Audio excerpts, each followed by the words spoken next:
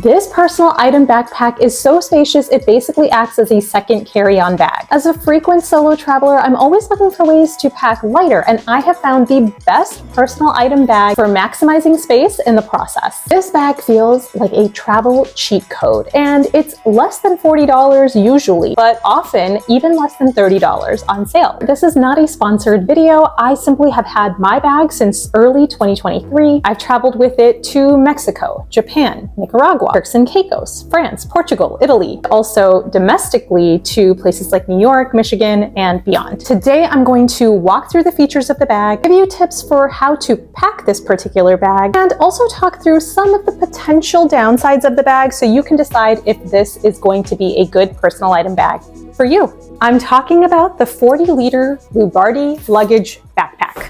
It's water repellent and sturdy, the straps are nice and thick and offer great weight distribution, which makes it comfortable and easier to carry. Before we get into more of the features, let's talk about what really matters, dimensions, and whether or not this bag will truly pass as a personal item bag across different airlines. Most airlines in North America accept personal item bags with the dimensions 18 by 14 by 8 inches, give or take an inch. But some airlines, including budget airlines, many European airlines, and at least one Japanese airline I've flown on, have even stricter or lower dimensions that they accept for personal item bags on planes. Now, technically, the description for this bag online by Lubardi says that it is 20.47 by 13.38 by 7.87 inches, which is slightly larger than that average dimension for personal item bags accepted by most airlines that I just shared. I have successfully flown with this backpack as my personal item bag on United Airlines, American Airlines, Spirit Airlines, Delta Airlines, Volaris, Avianca, and TAP Air Portugal. That one I was nervous about, but it ended up being fine, even though their listed personal item dimensions are less than what this bag technically has as its dimensions. Well, how does that work? Well, in that case, maybe it was partially luck because it often depends on the gate agents at different particular airports. I was flying out of O'Hare to Lisbon and I was okay that time, but I did see them walking around with their sizers, and in many places they are more strict about that. That said, when you have a backpack, often people don't give it a second look or try to eyeball the dimensions of it. They're like, okay, it's a backpack, it's a small personal item, go on through. But again, very dependent airline to airline. For TAP, I was mentally and financially prepared that they might stop me at the gate and ask me to pay something to bring this on board, but that didn't happen. But while we're on this topic, if you are looking for a personal item bag that is going to suffice for you while you're city or country hopping by plane in Europe, especially if you're planning to use budget airlines like Ryanair, which is a very convenient and easy and affordable way to travel around Europe, then this particular personal item bag may not be for you. Now, I still did use this as my bag, one of my bags while traveling around, and when I flew Ryanair, I treated this more like an onboard carry-on instead of a personal item. And for me, it was still worth it for how spacious it is and how often it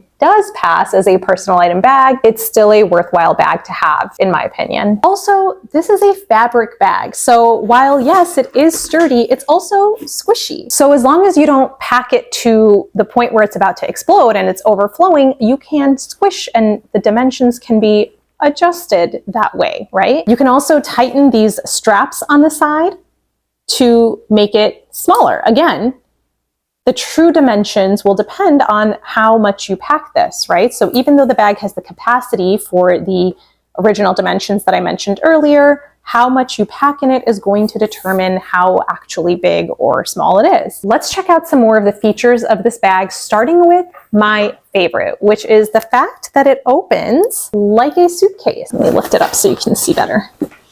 This makes it so much easier to pack effectively or grab things out and throw them back in while you're at your destination. There are two smaller pouches on the front, and this one on top is actually a wet pack. So even though the entire bag is already water repellent, if you have wet clothes or something for some reason that you need to quickly pack in and go, this is the place to do it. You can store wet clothes in here, you can store toiletries. I like to put my bags of liquids in here for easy access when I'm going through security lines at the airport. There is also a separate laptop compartment in the back, which is pretty roomy and very well padded.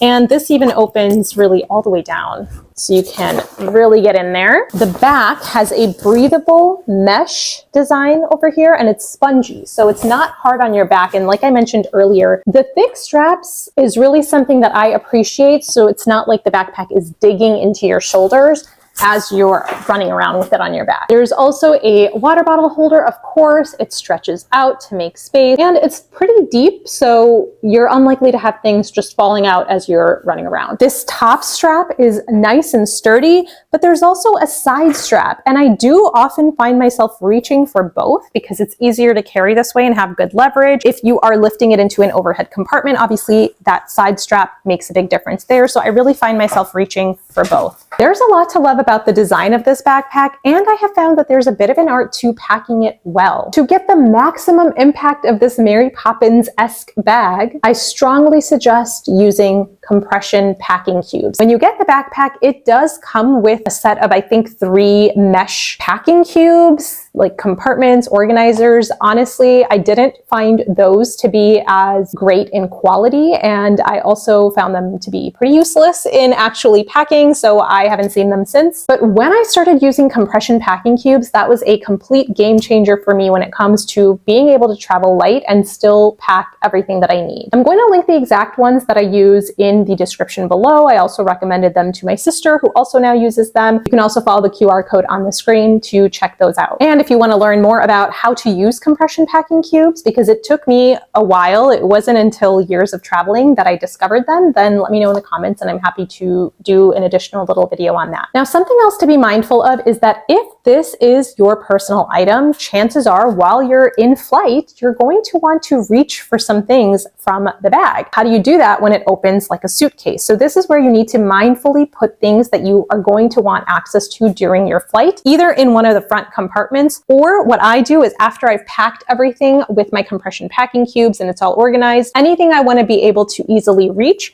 I put in the very top part right here. So it just rests there. If you have a smaller bag, like I use a drawstring bag, and I put all my flight essentials in there, my snacks, my Kindle, my journal, whatever I know I'm going to want during the flight, and I stick that entire bag into the top little area inside this backpack. That way, once I get on the plane, if I'm putting this into the overhead compartment, I can just take that bag out and it can be my seat bag. Or if I'm putting this under my seat, I can get it situated and pull that bag out so I don't have to keep reaching back and forth in here. So that's an idea. Finally, let's talk about some of the downsides of using this as your personal item bag for international trips or even for domestic travel. For one, because it is so big and roomy, it can be really uncomfortable to stick this under the seat in front of you. It's going to take up your leg space. As often as I can, I always try to put this in the overhead compartment, but they won't always let you. There have been a handful of times where I have had to sit with this under the seat in front of me, digging into my leg space. I'm 5'5.5". It's bearable, but not comfortable. So that is something to consider. Now, again, majority of the times I am able to put this in the overhead compartments, no problem, but it's a potential downside and something to be aware of if your leg space is so sacred that you don't even want to take that risk. The other thing is that because this bag is so spacious and you can fit so much into it, especially when you add the compression packing cubes in, it can be deceiving in terms of how heavy it actually is. So oftentimes I'll pack it all full and I'll be ready to go. I mean, there was a time when I traveled to Oaxaca City in Mexico for 2+ weeks, and all I took was this backpack. I was able to fit so much into it, but